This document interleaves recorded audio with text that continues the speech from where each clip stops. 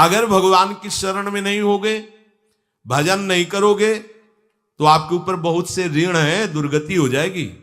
ऐसा नहीं है। आप यहां भी तो देखो ना, आपके मकान, आपका व्यापार, सब कुछ आपका कहा जाता है, लेकिन सब कुछ सरकार का है। हर चीज का टैक्स देना पड़ेगा तुम्हें।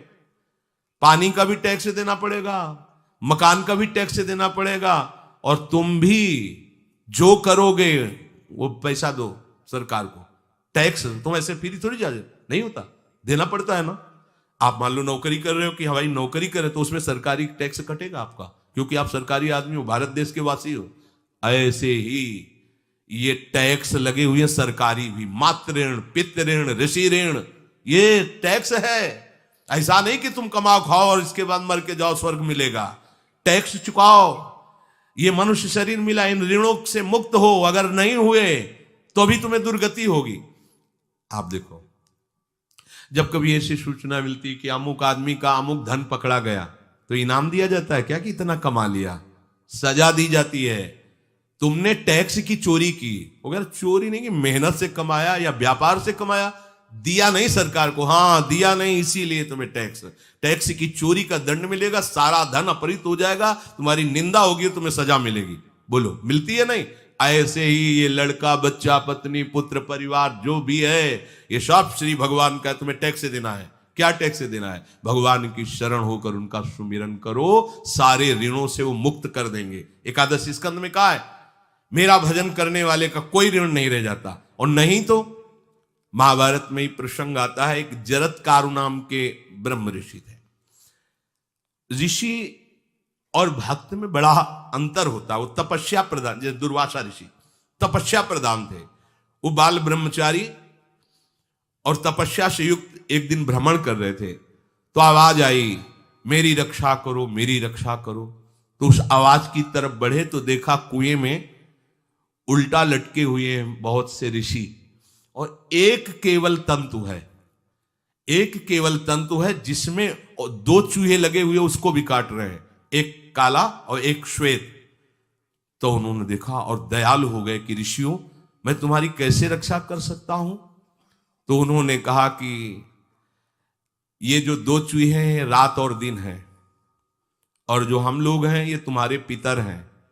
ये चूहे तुम्हारी आयु को काट रहे हैं, एक तंतु हमारे कुल में केवल तुम ही हो, और तुमने तपस्या की ठान ली, ब्याह किया नहीं, गृहस्थ धर्म में गए नहीं, पुत्र हुआ नहीं, तो तपस्या में, भक्ति में एक दम है कि सब ऋणों से मुक्त कर देगी। ये बात ध्यान रखना, तपस्वी अलग है, भक्त अलग। इसलिए पीछे चर्चा आई थी कि तपस्वियों से भी अधिक, ज्ञानियों से भी अधिक, कर्मकांडियों से भी अधिक वो मेरा भक्त योगी होता है। तुमने तो ब्याह किया नहीं, तो अब ये तंतु रात दिन तुम्हारे जीवन को काट रहे हैं, जहां तुम खत्म हुए हम सब नरक में गिर जाएंगे। पितरों ने कहा, तुम पितर ऋण से युक्त हो, मुक्त तभी होगे जब ऐसा करो। वो दृश्य खत्म, अंतर ध्यान हो गया। और वो बड़े दुखी हुए कि क्या करें। तो उन्होंने मन में निश्चय किया कि ब्याह तो करूंगा पितरों के उद्धार के लिए। इतने बड़े तपस्वी हैं जरत्कारु जी, बड़ी महिमा है, लेकिन बात यहां फंस गई, पितृ। उन्होंने मन में निश्चय किया कि कोई आके अपनी कन्या दे दे और उसका भी नाम जरत्कारु हो। मैं बिल्कुल भरण पोषण नहीं करूंगा, और कभी हमसे कोई प्रश्न ना करे। ऐसी अगर कोई कन्या देगा तो मैं स्वीकार कर लूंगा। अब ऐसे ना नगर जाना है, ना किसी से बात करनी, तो वृक्षों से कहते, अपने पितरों के उद्धार के लिए मैं चाहता हूं कि कोई पाणी ग्रहण संस्कार करा दे, कोई हमारे नाम की कन्या को दे दे, और ऐसा ऐसा व्रत है। ऐसा ही बोल रहे थे कि वासुकी नाग उपस्थित हो गए, और उनकी बहन का भी नाम जरत्कारु था। उन्होंने कहा, सुनिए महाराज, मैं नागराज वासुकी हूं, सब देव रूप में, कोई ऐसे नहीं सांप वैसे बने, देव रूप, सुंदर कन्या जरत्कारु। बोले, ये कन्या मैं आपको समर्पित करता हूं, हमारा सौभाग्य होगा आप जैसा महर्षि हमारी बहन का पति बने। इसका भी नाम जरत्कारु है, और आपकी जो इच्छा है कि मैं भरण पोषण नहीं करूंगा, तो मेरे पास संपूर्ण वैभव है, आप भी पधारिए, मैं आपका भी भरण पोषण करूंगा, अपनी बहन का भी।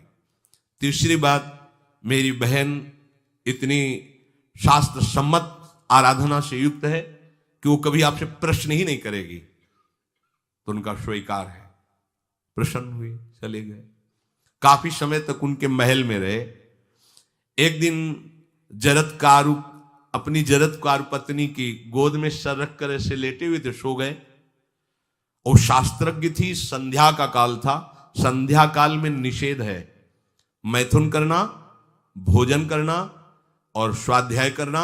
ये सब संध्या काल में बस भगवत स्मरण परायण लोकवत। लेकिन हमारे यहाँ महारानी जी की संध्या आरती और संध्या भोग लगने के बाद ये इसीलिए वृंदावन धाम इसका कहीं भी ये वेदान्नपि संन्यस्त, वेदों से भी ऊपर उठी हुई रसमयी रसोपासना है। प्रियालाल की महल है। ये जगत सिद्धांत नहीं है, ये जगदीश का भी सिद्धांत नहीं है, ये प्रेम सिद्धांत है। वृंदावन नित्य विहार रस है, इसलिए इसको बीच में बता देते हैं कहेंगे दूसरे को तो। और यहाँ शाम के तो भोग ही लगता है, गान बजान होता है, बकाया सिद्धांत है। आंख मूंद करके या तो गायत्री जप या जो गुरु मंत्र चुपचाप शांत भाव से जपे, ऐसा। अब वो इस चिंता में थे कि मेरे पति का धर्म जा रहा है और मैंने आज तक कुछ बोला नहीं अपने पति से। अगर बोलती हूं तो हो सकता है ये नाराज हो जाए और छोड़कर चले जाए। अगर मुझे छोड़ देते हैं और इनका धर्म बचता है तो ये ठीक बात रहेगी। कितनी विवेकवान है। अगर ये सोते रह गए और सूर्य अस्ताचल को चले गए तो इनका धर्म लोप हो जाएगा। ये मैं होने नहीं दूंगी, अपने पति का धर्म लोप नहीं होने दूंगी। और वो उस समय भी केवल एक लंगोटी लगा के रहते थे, अस्थि मात्र हो रहे शरीर। वहां भी ऐसा नहीं कि दूल्हा बन करके सज, नहीं, वैसे ही केवल पितरों की तृप्ति के लिए उन्होंने बात स्वीकार की थी। उन्होंने कहा महाराज उठिए, संध्या का समय है, शास्त्र निषेध करता है इस समय सोना नहीं चाहिए, नहीं आपके धर्म का लोप हो जाएगा। महाराज उठिए, सूर्य अस्ताचल को बस पहुंचने ही वाले हैं, उठिए। उठे एकदम लाल आंख करते हुए, तुमने हमें टोका कैसे, तुमने हमसे प्रश्न कैसे कर दिया, मैं अभी तुम्हारा त्याग करता हूं। बोले स्वीकार है, आपके धर्म का लोप ना हो। कहीं सूर्य अस्ताचल को चले गए, आपने अर्घ नहीं दिया तो जीवन भर की आपकी उपासना में कलंक लग जाएगा कि आपने संध्या काल में शयन करते हुए सूर्य आराधना नहीं की, आपके धर्म का लोप हो जाए। बड़ा सूक्ष्म धर्म का विषय। तो उनका सूर्य की ताकत कैसे कि मैं सोता रहूं और वो अस्ताचल को चले जाए, ऐसे महात्मा थे। का सूर्य की ताकत कैसे, भगवान व्यास देव जी ने लिखा है, किसी कहानी की बात नहीं। सूर्य की सामर्थ्य कैसे है कि मैं अर्घ ना दूं और वो अस्ताचल को चले जाएं, सूर्य तब तक रुके रहते जब तक मैं सोता रहता। पर तुमने टोक दिया, अब मैं चला। जब चले तो उन्होंने कहा हमारे गृहस्थ धर्म का जो फल होता है, आपके पाणी ग्रहण स्वीकार का जो फल होता है, उसको बिना दिए आप कैसे चले जा रहे हैं। तो उनका आस्ति वो है, चले गए। उसी से आस्तिक मुनि का प्रादुर्भाव हुआ और उन्होंने आगे बड़ा चरित्र है उनका, आस्ति, तो उसी से नाम रखा आस्तिक। आस्तिक उन्होंने जन्मेजय की यज्ञ को बंद किया। आप सोचो, एक पितर की तृप्ति के लिए उनको ये सब करना पड़ा। और श्री हरिशरणम और निरंतर भजन, तो मातृण, पितृण, देवऋण, ऋषि ऋण, सब ऋणों से उपासक मुक्त होकर के परम धाम को जाता है। एकमात्र भगवदास है। पर ये मूढ़ जन इस बात को नहीं जान पाते हैं।